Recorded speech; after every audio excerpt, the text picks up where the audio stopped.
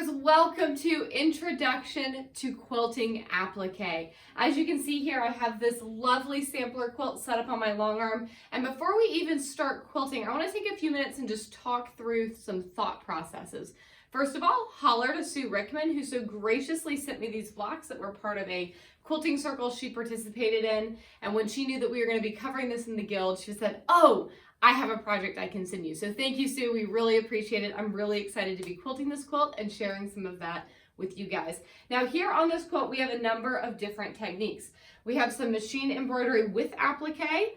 We have some applique, foundation paper piecing, straight up machine embroidery. It's an absolutely lovely fall quilt and I'm really excited to be working through it. So first of all, I got this all pieced together.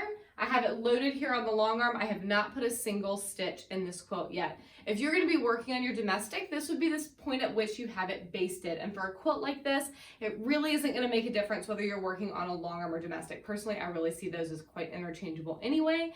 So if you are working on your domestic, just picture this as being basted and getting ready to go under your throat space, okay?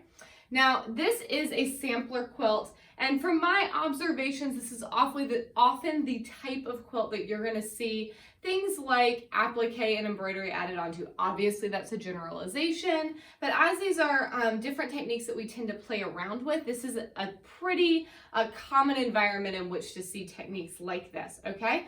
So what that means as far as quilting plan is I'm literally going to make a quilting plan block by block for this beauty. My plan right now is I'm going to do ribbon candy inside these sashings and borders and some simple continuous curves in these cornerstones, keeping that really simple. I'm going to do the fun stuff in the blocks, and I'm going to be honest with you, I don't have a plan for every block yet.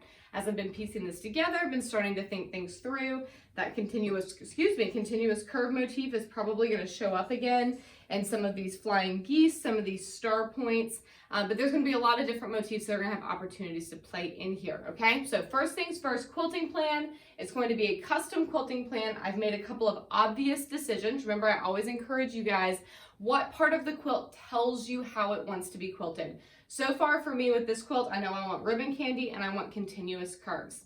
I also know that blocks like this are going to be kind of interesting to get to because of the type of embroidery, but really it's just going to be a lot of fun to get to experience all the different techniques on this quilt.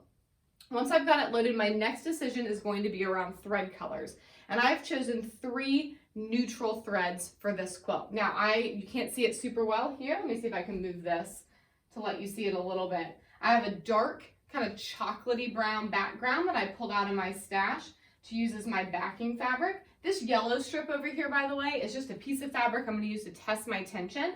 I always make sure when I'm working on the long arm that I've got some extra room over to the side to put a strip like that, and I can add them as I go down the quilt in case I need to test my tension more thoroughly.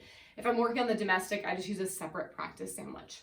All right, so I have chosen these 3 thread colors. Now this kind of light brown, these are all Aurifil 40 weight threads.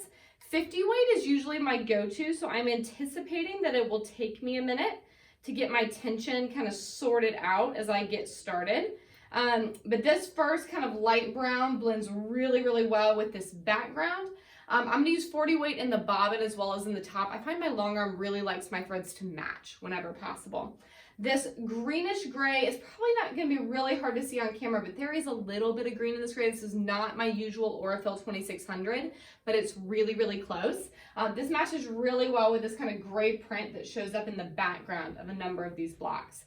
And then finally, I did decide to pull in this black because I have a few areas that are just big enough that I think I'm going to want to pull the black in. This black will be really nice. I'm going to need to stitch right around all this applique. This block is kind of just big enough that I'm definitely going to want to do some stitching in there, even if it's just a little bit of stitch in the ditch. And I will want to do that in black because I don't want to distract from this gorgeous applique and embroidery at all. I'm also going to use black as my bobbin thread. It's quite a bit darker than these other 2 threads.